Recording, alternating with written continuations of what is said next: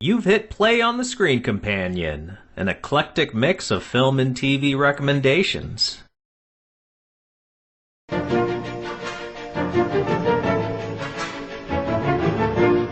Stop-motion animation from the 90s, from the dream team of director Henry Selick and producer Tim Burton. We're talking The Nightmare Before Christmas from 1993 and James and the Giant Peach from 1996. Let's go in reverse order. Let's start with James and the Giant Peach, which is the make-believe of a British boy named James, driven mad by the death of his parents and the abuse at the hands of his wicked aunts. Looking for a way out, he makes a deal with Pennywise in disguise from Stephen King's It, allowing him to perpetually live out a fantasy of emigrating to New York City via Giant Peach, accompanied by an entourage of oversized insects. Yes, he gets his dreams to come true, blissfully unaware that he's in purgatory, feeding Pennywise his soul for all eternity. But Sarah, suppose there's a nicer interpretation for all the fever dream imagery and magical realism. Can you put a sunnier spin on the story? I feel like this story is about immigration, is it not? That's what I said to Stacey last night while we were watching it. I said, so this is how we immigrate to New York now? Via a flying peach? Would you say you take the movie more literally, like a real kid story, or do you think it's mostly symbolism?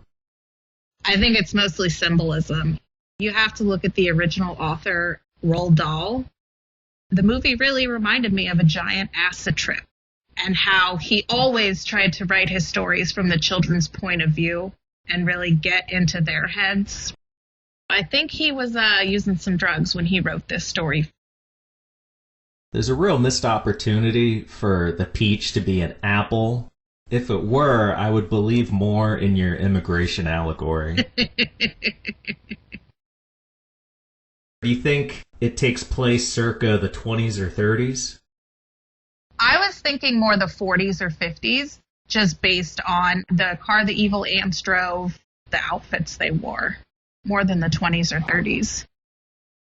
If that's so, then there's this weird love affair that the international world seems to have with New York City, and I've seen it in other movies, either from the 40s or 50s, or it's a European movie depicting a time in the 40s or 50s, and they look at New York City as some crown jewel. And I can't help but think of how it is in reality.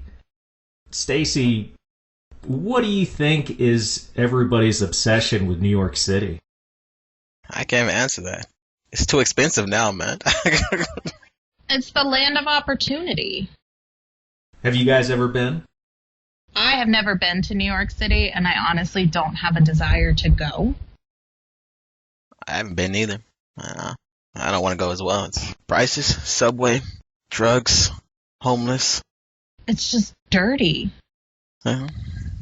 Yeah, it's the same thing whenever international film looks at San Francisco as some incredible place with art and culture. It's like, yeah, but I've been there. There's a lot of other stuff too, bad stuff. Or Paris, the city of romance and croissants. But in real life, the city's dirty. The people are not kind. Like, it's always painted as like this beautiful romantic city, but in real life, it isn't that way at all. I'd go there, though. I want croissants. The grass is greener on the other side thing happening, huh? Of course. They always paint them as these beautiful, perfect places and don't talk about the reality of the situation. But isn't that the purpose of movies, to escape from reality? I think that's what it used to be. I don't know so much now. That is true. What would you say if I were to tell you that the answer to all your troubles is right here? Inside this little bag, there's more magic in them things than in all the rest of the world put together. What are they? Crocodile tongues. Tongues? 1,000 long, slimy crocodile tongues, boiled in the skull of a dead witch for 20 days and 20 nights. Add the fingers of a young monkey, the gizzard of a pig, the beak of a parrot, and 3 spoonfuls of sugar. Stew for a week, and then marvellous things will happen. Things even you never dreamt of. Like what? You'll never be miserable again. And you are miserable, aren't you, James? You weren't meant to be, you know. And that place you're dreaming of is not as far away as you think. New York City! And it'll be that much closer once you take the first step. But how? This doesn't make any sense. Not up here, it doesn't. The answers are in here. And the magic is in here. Don't let them get away, because if they do, they'll work their magic on whoever or whatever they meet first.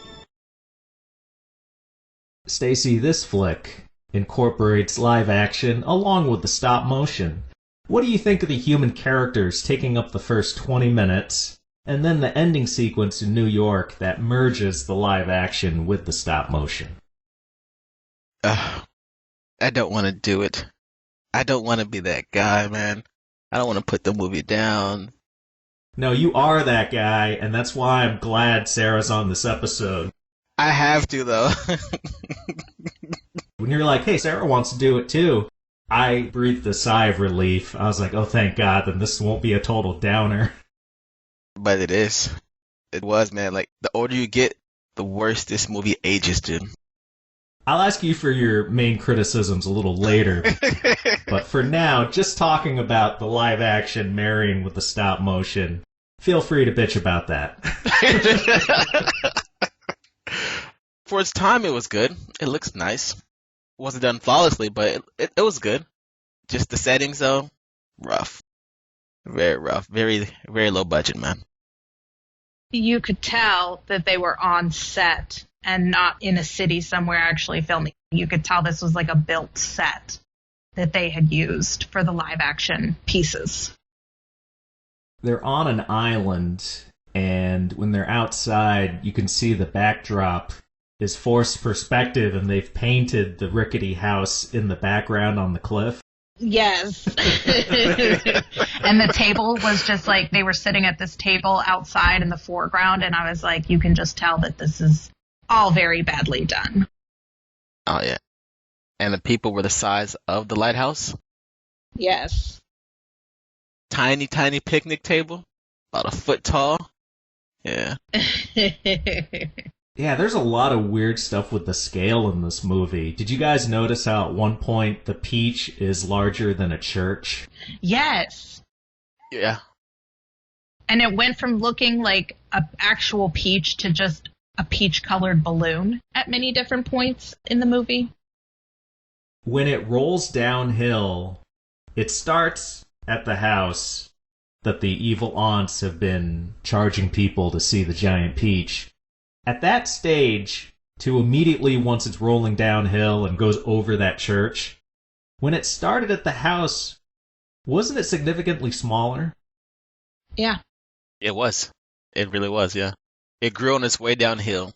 Nothing punctured it until it hit a fence. But our boy James was able to take a piece very easily. But the inside of the peach, James is already in the peach.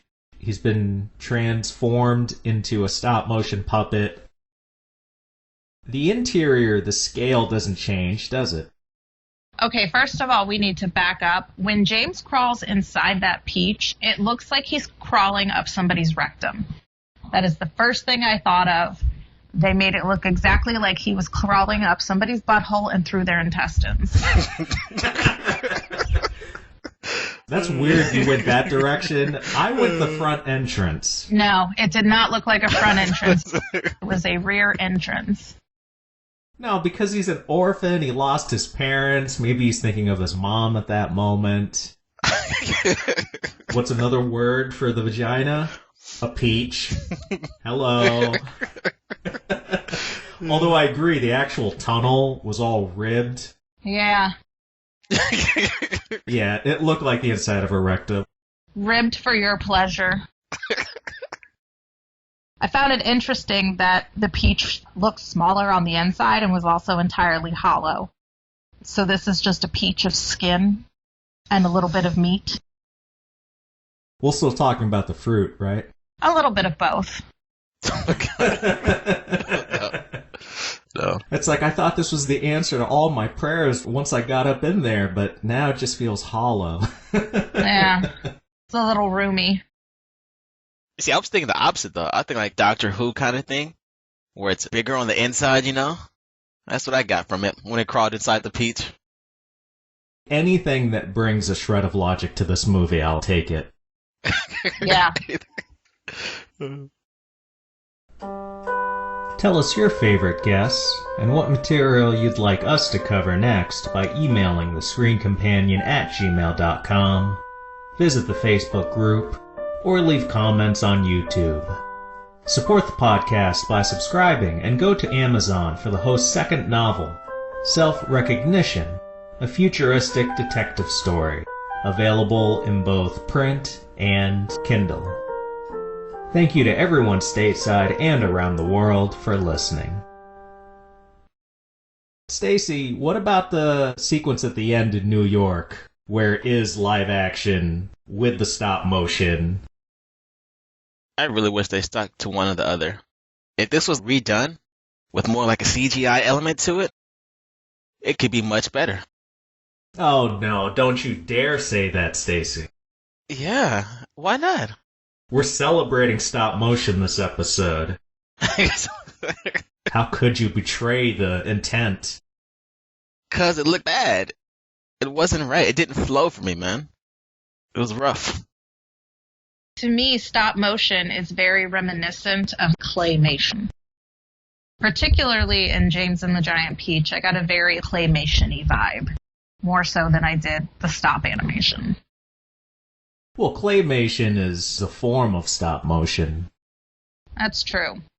There are a few sub-genres within stop motion, the techniques that they use. One example from this movie, when James is portrayed as a caterpillar, a creepy little bug boy eating the side of the peach, I'm pretty sure that was paper cutout animation similar to South Park in its early days. Absolutely.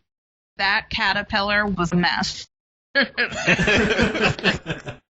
I just wanted to step on him so badly. I was really like, man, we should have taken some acid before we watched this movie. It would have made it better. The kid playing James, he's great, just playing a little boy, but don't have him sing. After that first number that he sang toward the beginning of the movie, I was against him the rest of the movie. Yes. I'm with you on that. I 100% agree. I love a good musical, but the songs were rough. They weren't well written. They weren't performed well. It was underwhelming. But something special about it being batshit crazy. Yeah. Being a stone sober fella who's never done drugs in his life. But this movie, crank high voltage. Man, if I were to be high, this is probably what it would feel like. I would be disoriented. I'd be asking myself constantly, what is real? You would just enjoy the colors and the animation more if you were on acid, or even mushrooms would be okay for that movie. Sarah, if you didn't already know that the same guy directed both this and The Nightmare Before Christmas, would you think they were related? No. They're very different movies, despite having the same director and producer. Stacey, what's your favorite piece of animation in this? And James? Yeah. Stay with us, man. It's hard. That movie was rough, man. Is this the one you fell asleep at? Oh, yeah. And when I fell asleep, I had a flashback, deja vu. I remembered when I was a kid, I also fell asleep. The same part. How far into the movie did you fall asleep? Let's see. They called the seagulls. They were trying to find the compass. They were lost in the cold, frozen ocean whenever you fell asleep. Mm-hmm. Were you awake long enough to see the underwater fight? I woke up in between. That was rough. I hurt my eyes a little bit. Just want to go back to sleep then. I was very confused how hypothermia was talked about before he jumped in the water, but then everybody was totally fine and dried off instantly whenever they came out. I know, right? It's like, okay, take me into this fantasy world, but you can't talk about it. Right. And then not do it. They were like, oh, you'll freeze to death. And then all three of them went under, and they were like, oh, this is fine. And they seemingly breathed underwater? Yes. But even with those weird plot points, that underwater fight, that was probably my favorite bit, because it's a fun bit of action. You got James's giant peach crew and the strangely multicultural pirates, headed by Jack Skellington in a weird cameo. You must have noticed that right off the bat, right, Sarah? Yes, I did. It was probably the better part of the movie. Wait, I missed the best part? I'm pretty sure there was a Viking skeleton side by side with an Eskimo. I'd really like to know their backstory, how they got together. The movie overall, this was the best part. I really wish they had Jack Skellington actually say a line to really drive it home it's the same character. Right. Right. Something. It's like, don't tease us. If you're going to include him, then bring him into it. Have him join the Peach. The Peach Gang? We needed like a song and dance number, a fight scene, which we had. A full cameo. Don't just give us little bits and pieces. All you're doing is reminding us of a better movie. That's a true story. I think what we're getting at is that James and the Giant Peach evolves as one gets older. As a kid, I accepted every detail of the story, all the inexplicable junk in the Peach, James and his friends fighting skeletons in freezing waters, the way the evil aunts show up at the end, explicitly having driven their wrecked early model car underwater from the UK to New York. The ending was the best part. I like that. I kept wanting him to wake up. This is one of the few instances where I wish it had all been a dream. Right? Oh, no. Oh. Because there's no way for it to make sense unless you do that. Even if we try to look at it purely from a symbolism standpoint. Okay, so the aunts really did show up in New York. They took a boat all the way to get James back, who they've shown earlier in the movie they don't like him. Somebody's got to do all the housework. Yeah, he's got to cut the wood, right? He's got to work.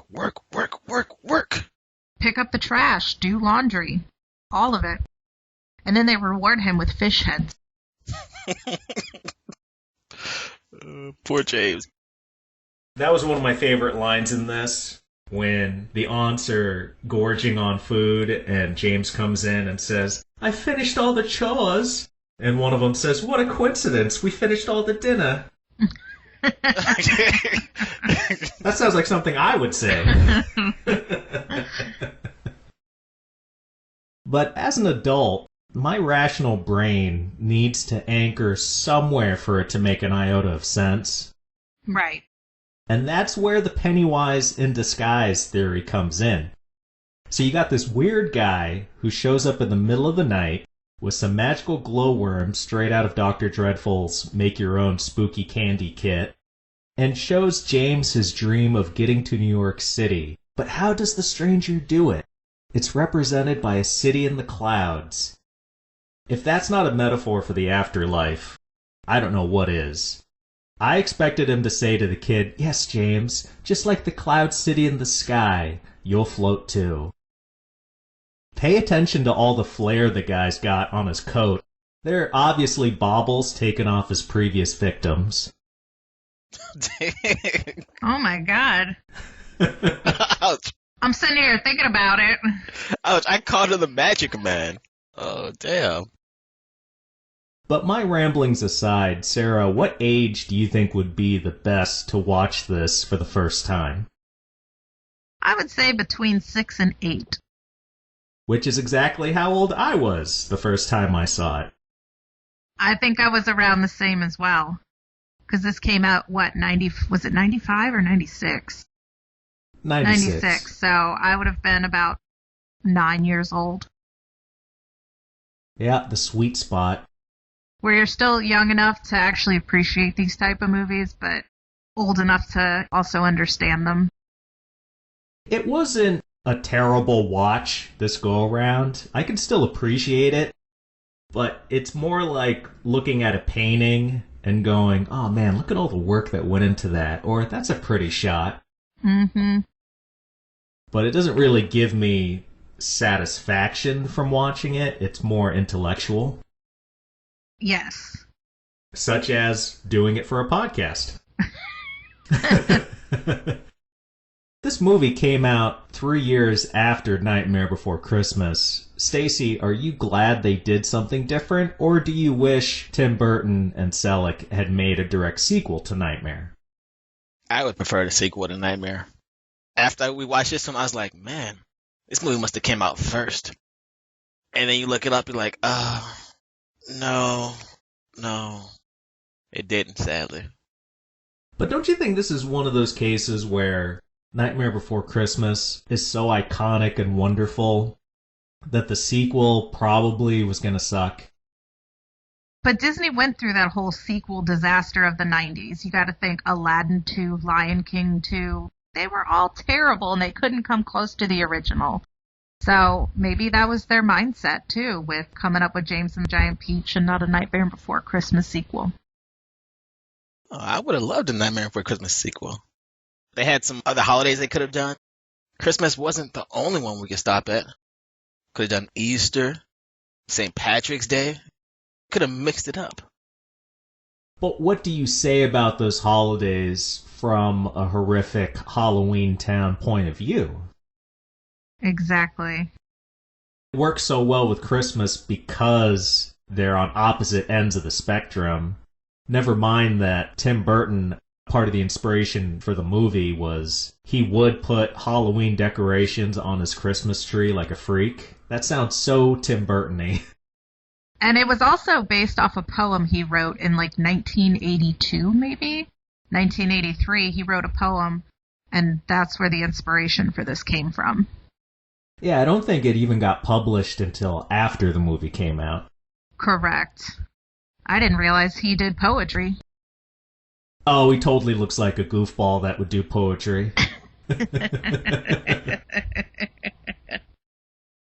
I can't express myself in person to people. I need to do it on the page, up in my loft, beside a candle with a spider's web hanging overhead. Sarah, is there a moral to this story in James the Giant Peach? If you're not happy where you are, you should immigrate to America. So does the ending work for you? No. I could tell the ending was written through a child's point of view with the children in mind, because when the Peach landed in New York City, there was like the one policeman, and he took the children's side, and all the children were in the street cheering and eating the peach, and it was just corny. If I was a child, I would have loved it. I'd been like, take down the adults. Let's go. Kids rule the world. They couldn't help themselves with the silliness. No, they really couldn't. Even at the very, very end.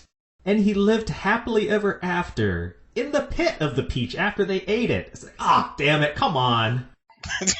Raised by a spider and a centipede. Yeah. Miss Ladybug was there too. That's true. Totally normal. A child living in Central Park being raised by bugs. Sarah, who is your favorite insect? It's gonna be the spider. I knew it. I feel that's very xenophobic. Why does the spider have to be French? French, she's lonely. She wears black and white like some kooky art student. hides in the dark. She tucked James in by wrapping her web around him. I know, that was going in one direction. I was like, ooh. So is she going to eat him? Like, is that where we're headed with this? It's going to turn into a nightmare? When she wrapped up the aunts at the end, I was really hoping she was going to cart them off into some dank corner. Right. Instead, they were magically hooked up to the crane. I gotta hand it to them, though. As wacky as it gets, they do stay very consistent. Once that crane, that gigantic Empire State Building-sized crane comes out of nowhere, they don't forget it. It doesn't disappear. No. It feeds directly into the plot at that point, so that's cool. I think we only got the ending, like the happy ending for the kids, because the Magic Man popped in again. He's sitting in the shadows, creeping and lurking. Exactly, that's why I think he's Pennywise. It's all making sense. The very, very, very last shot, when that creepy dude reappears and talks directly into the camera and winks. And we just look at his eyeball. If that's not a creeper, I don't know what is. Yeah. Well, this movie is so stylized in its presentation and narrative, I want them to lighten up on one or the other. As we get into Nightmare Before Christmas, that's fully animated, has more restraint than the hallucination that is Giant Peach, which is a mix of real actors with stop motion. You could argue the entire flick is from James's perspective, which we've been doing, but then it falls into the unreliable narrator trap where I don't believe in any of it. So instead of shooting all the outdoor scenes with the actors on exaggerated stages, give me total reality so I'm grounded before all the fantasy stuff happens. Give me a break from the madness. No, we can't do that. That movie was madness from start to finish.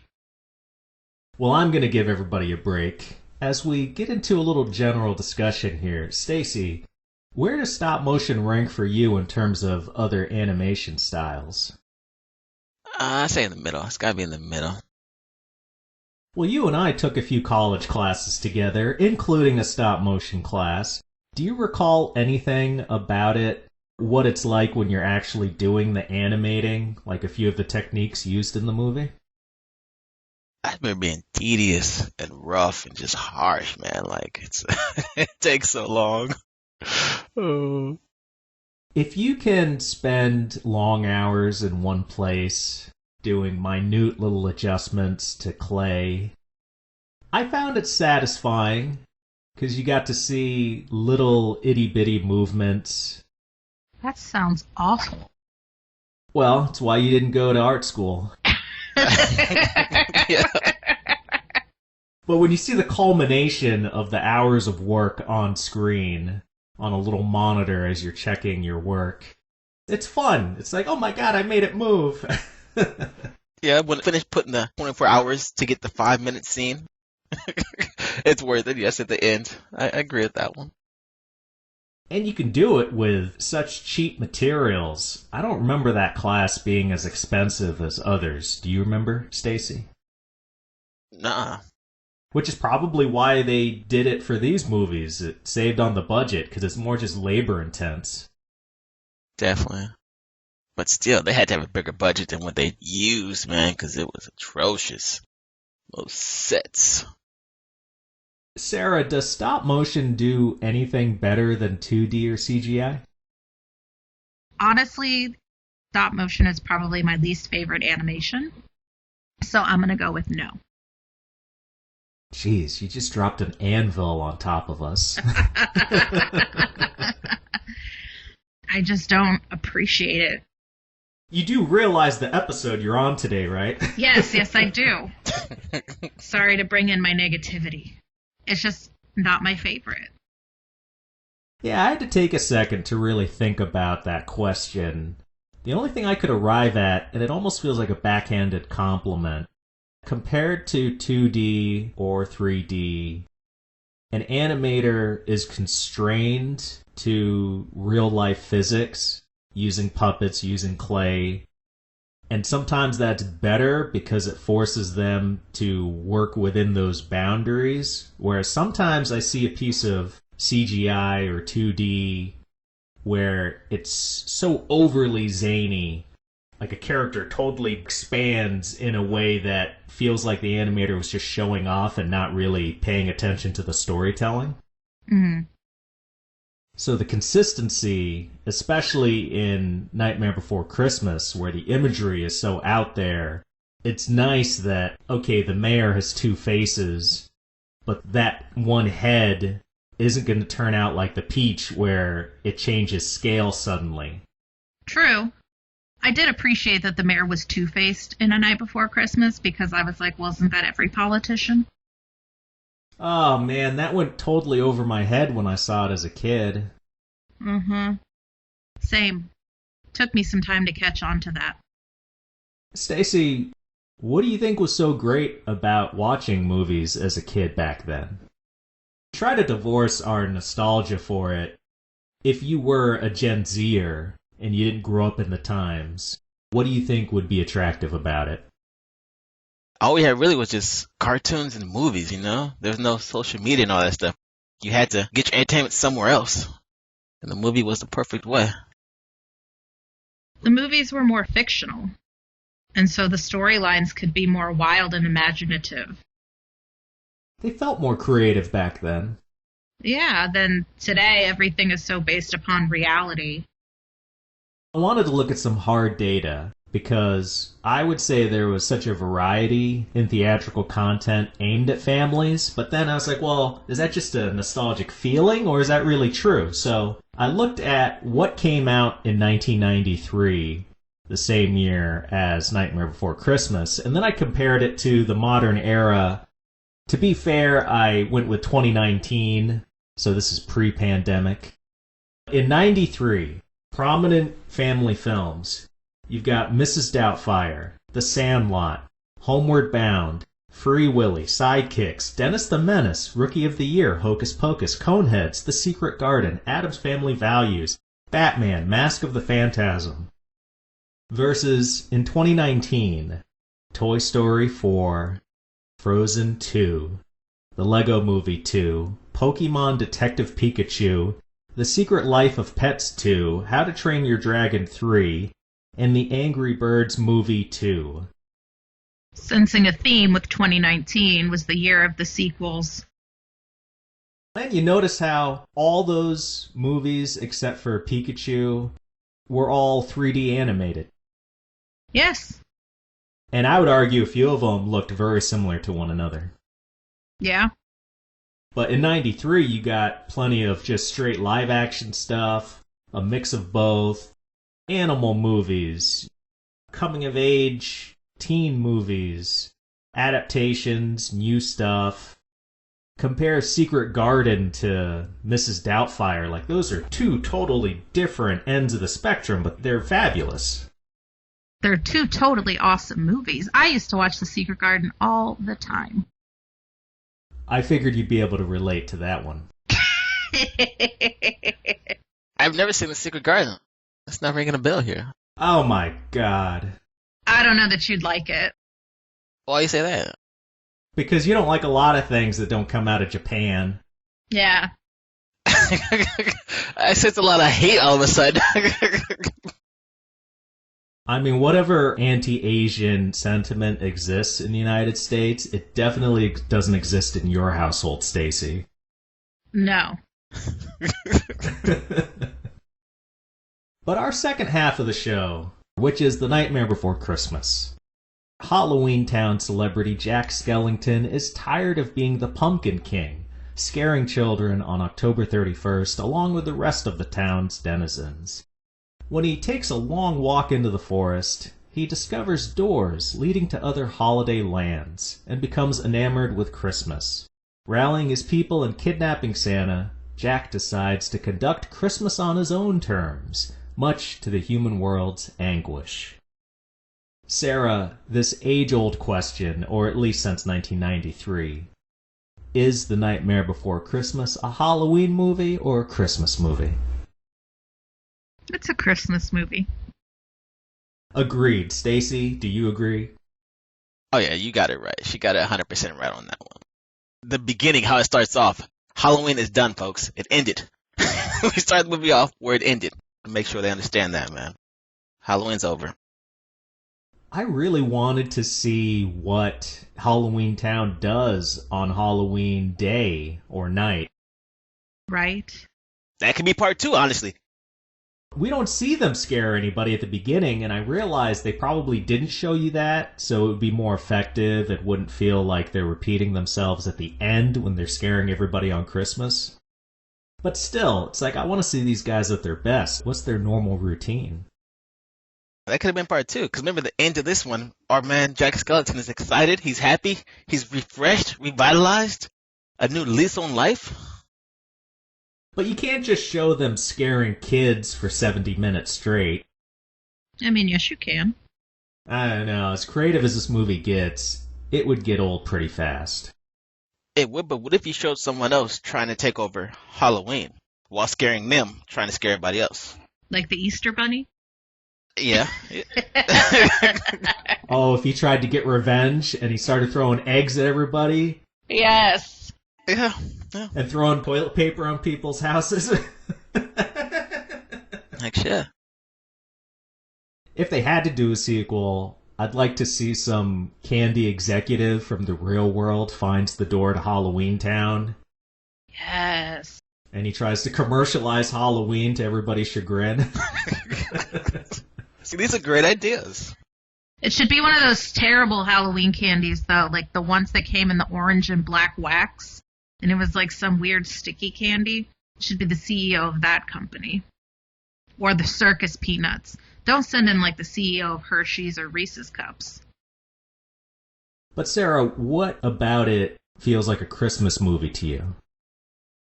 I mean, there's Santa and Christmas gifts and Christmas trees and... But Santa's kidnapped for most of the movie. That's fine for him. A Christmas movie has Santa in it. Every time. And it's set around Christmas. The whole central point is Christmas. So how can you say it's not a Christmas movie? I'm with you up until the point where you go, well, if it's a Christmas movie, is this something I would want to watch at Christmas time? And the answer for me is no, I don't think I would. Well, you're talking to the person who watches Christmas Vacation every year as their Christmas movie. Or Home Alone. Well, those I accept more, but the imagery, the spookiness of this movie, it doesn't click with me at Christmas time. I've watched horror movies at Christmas before, so maybe I'm the wrong person to ask. Well, we've established you're a happy psycho.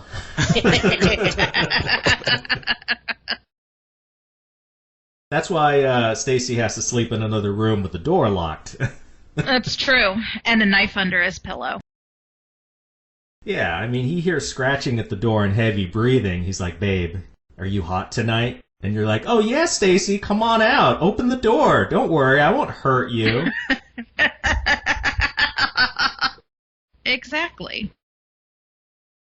But Stacey, you've seen horror movies with her, so you know the black dude's always the first one that gets it. No. I'll make sure it's her. Make her trip, fall, break her ankle. Or you think I'm going to be the white person that goes investigating and is the first one to be killed? Fuck that, I don't investigate.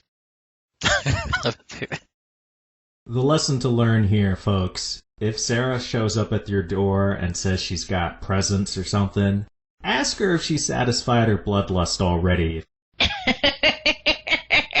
She's killed a couple of homeless people. If she says, yeah, they're gone, you're good for at least 24 hours. You can come in. That's true. Stacey, what's the most unsettling moment or aspect of the story? Were there any moments that creeped you out? I know as a kid, there's plenty. There's so many when you're a kid. Just the intro song where you got the stuff living under your bed, under your stairs. Because you're a kid, you're like into it, you're getting into it. That terrifies you. And I think the worst of all, the most terrifying thing is Oogie Boogie. He's made out of bugs, eats bugs. Nobody likes him. The best villain is him, Oogie Boogie, ever.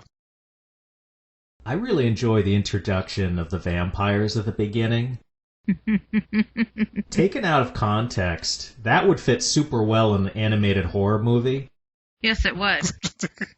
And they talk about winning the award for most blood drained in a single evening. Whose blood, Stacey? Whose? I don't know. They mentioned in the background the leeches. Yeah, they said like the lake leeches or something like that. Yes. You've got to think they're doing that in the summer. Maybe the vampires are going to Thanksgiving Town and eat their Thanksgiving meal. They have a cemetery. Every resident of the town, are they undead, or was it a town of regular folks at one point and they killed them? Maybe it's where the people from the other towns are buried when they die, and they become members of the Halloween town. Ooh. I don't know, because they can still. The thing is, they can all still die. They even thought Jack died at one point, but Jack mentions in the beginning, "I can never die." I thought the caveat was that Jack had gone to the human world, and maybe his magic doesn't work as well and he's vulnerable, but then he still does a lot of wacky stuff in normal society. So I think he still has his powers, and he shot out of the sky and survives that. Exactly. Landed in a cemetery. That could be why he came back to life, I guess, Maybe. And even if nobody was shooting at him, he's still just a skeleton, so there's no reason he should survive in the real world.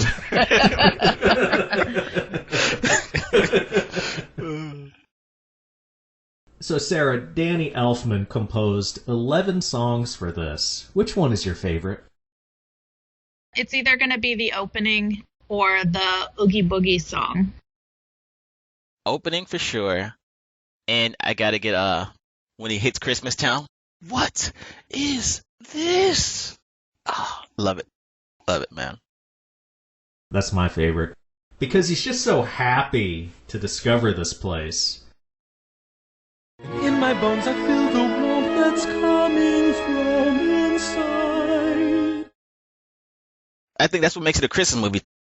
He goes there, he gets the magic of Christmas, he feels it, he knows what it's about, but he can't explain it to anybody.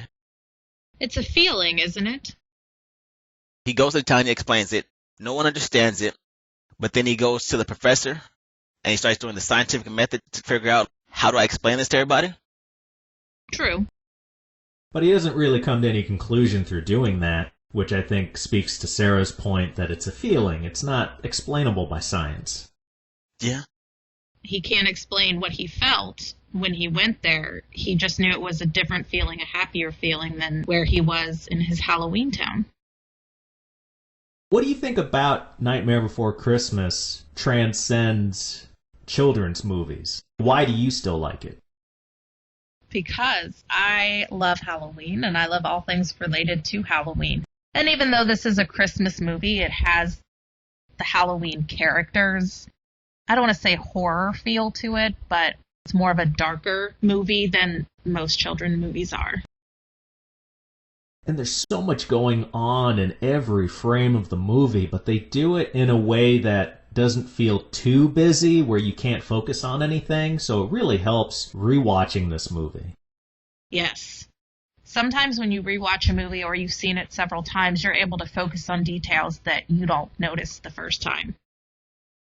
But with how jam-packed the frame is with detail and little jokes, visual gags, I love when they dial it down in those moments where Jack is on Spiral Hill, when he's doing his little number with Sally, and you just got that giant moon in the background, and the frame's sparse, but it's very beautiful. Stacey, what do you think is the perfect age to watch this? As a newcomer, if I watched it when I was older, would I appreciate it as much? Would I love it as much? That's why I'm saying 9 or 10. You're still young enough to appreciate the children's storyline, but old enough to also appreciate the darkness of it. I gotta go younger. Because I saw it younger, I was terrified. And now watching now, I'm like, I was scared for nothing. This movie's amazing.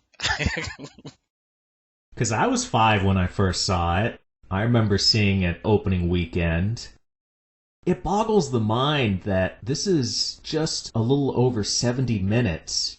They use every moment to great effect that it doesn't feel like a short movie. It didn't feel like a short movie. I always forget that it's only like an hour and 10 minutes. I always think it's a little bit longer. I swear in elementary school, one of the days when the teacher just pops in a VHS, they popped in The Nightmare Before Christmas. I wonder if teachers would get in trouble now if they did that. I remember watching it at school, too. It took, I think, like a month or something like that, because we watched 20 minutes, 30 minutes or something like that at a time. It felt way longer. What the heck are they doing splitting the movie up that much? Right. That's what we did. We had to. Jeez, were they counting it as history class or something in your middle school? No. We would watch this in elementary school, and I want to place it, you know, those days leading up to summer vacation and the teachers have checked out and it's hot and recess is lasting like half the day now. Oh, the good days, yeah. Oh man, they would literally have the whole grade, like the last week of school would just be partying. It's like, hey guys, they're going to show 20,000 Leagues Under the Sea in that classroom. But if you go to that other one, they're going to show Aladdin. Yes. And kids would switch between classes and they'd have like beanbags set up. Or you could just go outside and hang out. It was a free-for-all. I loved it. Those were the days. Bet they don't do that anymore. No, we don't do that as adults. It could be that on this rewatch, I just turned 36. It struck me how much of the plot feels like Jack Skellington is going through a midlife crisis. He hated his job. He thought he wanted another job. So he got the big flashy job with the big flashy car, aka Christmas sleigh. He wasn't happy with that either, so he realized that maybe he was just unhappy with himself. Year after year, it's the same routine, and I grow so weary of the sound of screams. And I, Jack, the Pumpkin King, have grown so tired of the same old thing. He's bored, wants to change it up, wants to do something different. His reaction, his feeling, feels like nonsense because he can't tell anybody what's really bothering him. It's just everything's the problem. He's just unhappy. Like you said, midlife crisis. I agree with you. Everyone else is still feeling Halloween. They love it. They're not bored. They're still trying to plan for next year already. Halloween just ended, and the town wants to keep going. And the selfishness that comes with having a quarter life or midlife crisis, where, yeah, everybody's happy doing what they're doing. Sally wants to get into it with Jack, and he just goes, "No, everybody, we're changing it up this year because I'm not happy." Well, isn't that what you do in a midlife crisis? You make those around you suffer so that you can fulfill your happiness? Some people do. I'd like to think when I had a quarter-life crisis, I didn't do that to people. But they're not here to explain if I did or not, so just take my word for it. Yeah, of course. I was a total giant peach about it. Sarah, is the ending satisfying? What notes, if any, do you have to improve this picture? It was another typical Hollywood happy ending. He realizes that he's happy with what he was doing before, and he has this renewed joy for scaring people, and he gets the girl. He shares the kiss with Sally. And I always wait for a movie to have a non-Hollywood ending, and I'm just constantly disappointed. That would be my notes. Make it un-Hollywood. Shock me a little with your endings. Like what, burn Sally? Poor Sally. Like Sally falls apart the minute she's kissed? No. Well, because of the Frankenstein connection with her character, I thought growing up that she was a hodgepodge of body parts, like Frankenstein. But then, watching it this time, I freeze-framed it and realized, oh, she's just a doll. She's stuffed with leaves. Very flammable. And I was wondering what the mad scientist had done for her brain, because when you saw he was making the new Frankensteins that would think more like him, he gave it a part of his brain. But maybe he didn't do that with her, and that's why she was constantly rebelling against him. It would be nice if they had done some x-rays as a sight gag and you could actually see what's in her head, and maybe it's a mouse wheel or something, I don't know. How about you, Stacey, oh perpetual downer? Do you have any criticisms for Nightmare Before Christmas? You'll be shocked, but no. You sycophant. You're just licking Henry Selick's boot right now, aren't you? We must find out if he's still alive, and if he is, where he's living. And we'll go visit so you can kiss his ass. Damn. Nah, I only say because they tied up all the loose ends, really. You want more, but if you got more, the movie been a little too long. You would have never liked it. Well, to close out this episode, I'm going to ask some too long, didn't listen, rapid-fire questions for you guys. First question, which movie is best to revisit as an adult? Nightmare Before Christmas. I agree. Who's a better antagonist, Oogie Boogie, Dr. Finkelstein, or the evil aunts? Let's go with the evil aunts. Dude, Oogie Boogie, hands down. I told you, you can't deny Oogie Boogie being evil and the best there is. It's family movie night with mostly elementary school age children. Do you put on Nightmare or Giant Peach? Giant Peach. Okay, here's the thing. Giant Peach, if you want them to pass out or run around your house, either or is going to happen. It's a sleepover and they want everybody bed by 11 o'clock. Giant Peach for sure. Yeah. But if you want everybody to be enthralled, sit down and actually pay attention and have a good time, Nightmare Before Christmas. So it's really dependent on your largesse as the host, you're saying, and if you want to impress these kids who are probably there because your kid is friends with them. And you're like, do I want to make my kid uncool and show everybody Giant Peach and put everybody to sleep, and that's what they'll be talking about for the next week? Yeah. Then I don't ever have to host a sleepover again, so problem solved.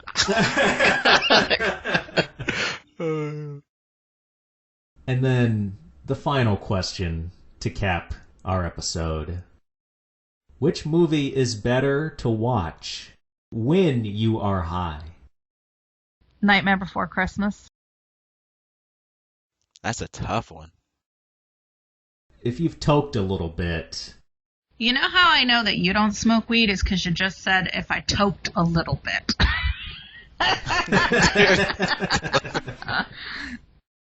Like 20% of that was me playing it up, but the rest of it felt very natural, so. I got it. I know how to explain it. The harder the drugs, the more I'm going to lean towards James and the Giant Peach. Anything light, Nightmare Before Christmas. You have more ups, downs, so the highs and the lows will be there with James and Giant Peach. Because you got multiple scenes where, you're having fun. All of a sudden, we get really dark. You're fighting a shark. You're fighting for your life. But then we're happy again. We made it out. We're on top.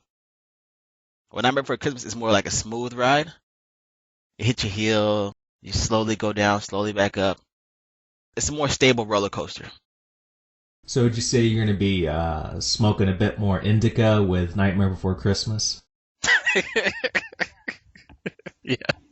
Is Giant Peach a sativa film? You didn't think I knew the difference, did you?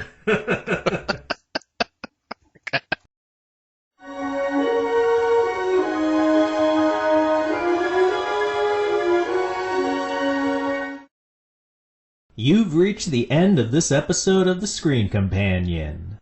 Thank you for listening.